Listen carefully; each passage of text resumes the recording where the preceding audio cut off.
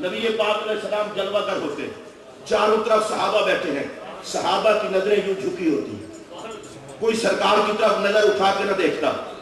تو صحابہ تھے، صحابی تھے جو سرکار کو دیکھتے تو مسکرا دیتے، سرکار انہیں دیکھتے تو مسکرا دیتے. بس یار میری طرف دھیان دے.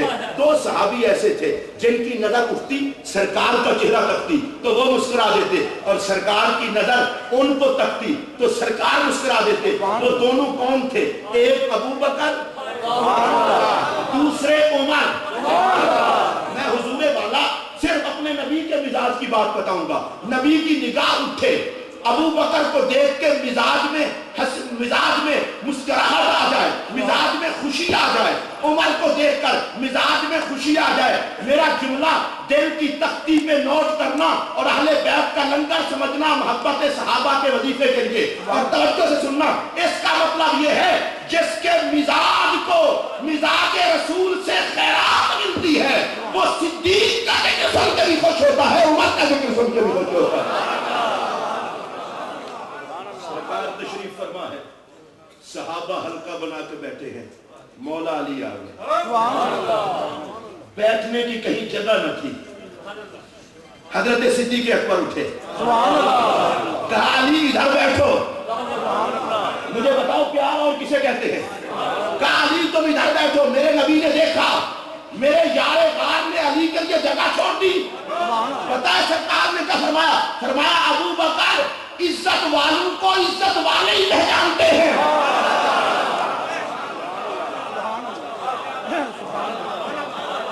عزت والوں کو عزت والے ہی پہچانتے ہیں. میرے رسول نے ایک ہی جملے میں دونوں کی عظمت بیان کر دی. کہا نبی کی نگاہ میں علی بھی عزت والا، صدیق بھی عزت والا.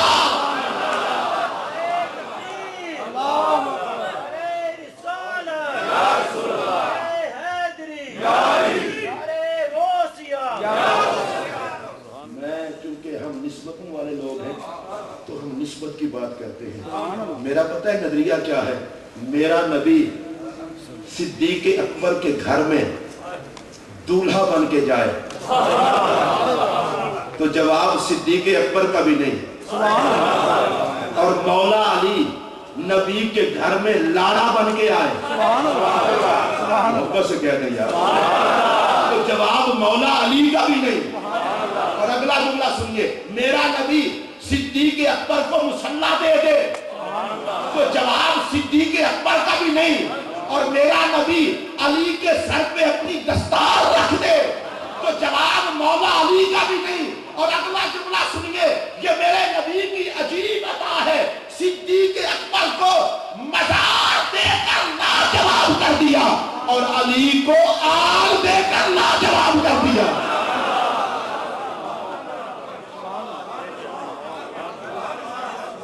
صدیق اکبر کو مزار دے کر لاجواب کر دیا. اونچی آواز سے بولو، اس طرح نہیں ذرا اور پیار سے بولو. صدیق اکبر کو مزار دے کے لاجواب کر دیا اور مولا علی کو آل دے کے لاجواب کر دیا.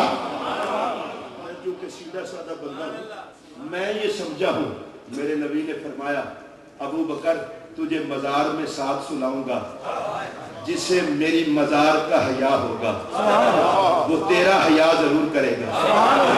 علی تجھے اپنی آل دے دیتا ہوں، جسے میری آل کا حیا ہوگا وہ تیرا حیا ضرور کرے گا. ہم بیٹھے تھے سنی، ہم نے کہا مدینے کے تاجدار ہم تیری آل کے بھی نوکر، تیری مزار کے بھی نوکر، تیرے مزار والے بھی لاجواب، تیری آل والے بھی لاجواب. اچھا ایک جملہ توجہ سے سنیے اور بہت جلد. نبی اکرم علیہ السلام نے فرمایا ما بین بیتی وروزتی روزۃ من ریاض الجنہ، کہ میرے روزہ پاک قبر انور سے لے کر اور میرے گھر مبارک تک، میرے منبر پاک سے لے کر میرے روزہ پاک تک یہ جتنا حصہ ہے جنت کا باغ. سبحان اللہ. ما بین بیتی و منبری روزۃ من ریاض الجنہ کما قال، میرے گھر سے لے کر میرے منبر پاک تک یہ ساری جگہ جنت کا باغ. سبحان اللہ. میں رک کے ایک بات کہوں گا اور آپ انتہائی توجہ سے سماعت فرمائیں. یہ جنت کا باغ بنی کیسے؟ حضور والا یہ حقیقتاً جنت ہے. جب قیامت آئے گی نا ساری زمین فنا ہوگی, یہ جگہ فنا نہیں ہوگی. اس پر 2-3 محبت کی باتیں سنیں گے انشاءاللہ آپ کو لطف آئے گا. وجہ کیا ہے کہ یہ جگہ جنت کا باغ؟ میں محبوب تو اپنے پاک حجرے سے پاک مصلی کی طرف آتا ہے نماز پڑھانے. دن میں 5 نمازوں کے لیے تجھے اس راہ سے گزرنا ہوتا ہے. محبوب جس راہ سے تو بار بار گزرے لوگ اسے بھی زمین کہیں.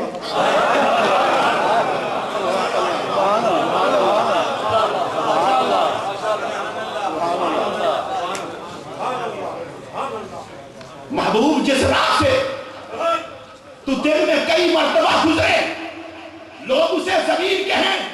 یا اللہ کیا حکم ہے؟ فرمایا جنت اتار کے دیکھ منہ میں رکھ دیتا ہوں. یہ جگہ جنت کا باغ.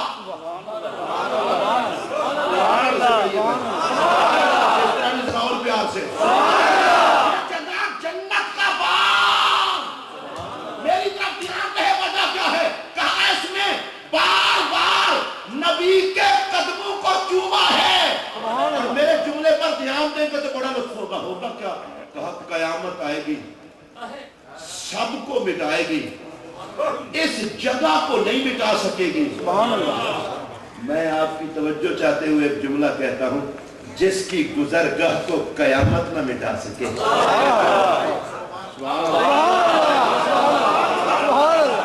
جس کی گزرگاہ کو قیامت نہ مٹا سکے, اس موت کی کیا جرأت ہے کہ نبی کو مٹا دے.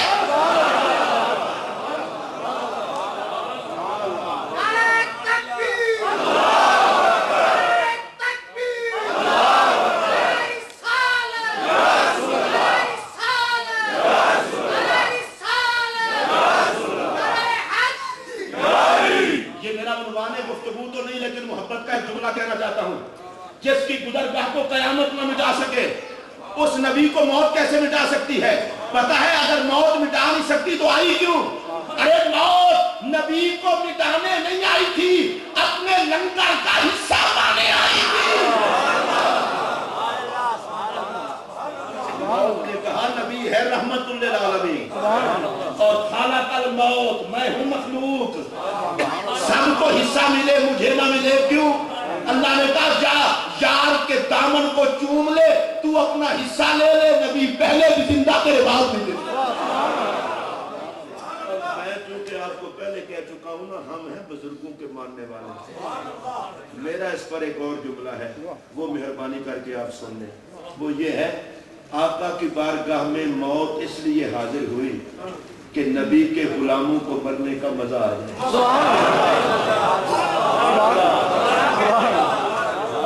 آقا کی بارگاہ میں موت اس لیے حاضر ہوئی کہ کوئی موت کو مصیبت نہ سمجھے, نبی کی سنت سمجھے.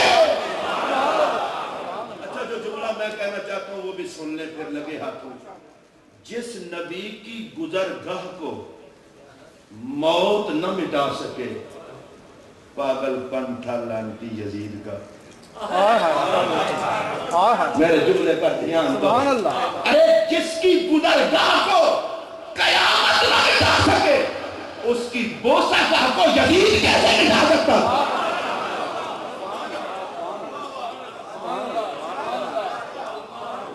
اور لگے ہاتھوں, چونکہ محبت کی بات ہے محبت میں کیے دیتا ہوں. محدثین کا اجماع ہے اس بات پر کہ جو جگہ رسول کے پاک جسم کو چوم رہی ہے وہ کعبے سے افضل ہے, وہ جنت سے افضل ہے, وہ عرش سے افضل ہے.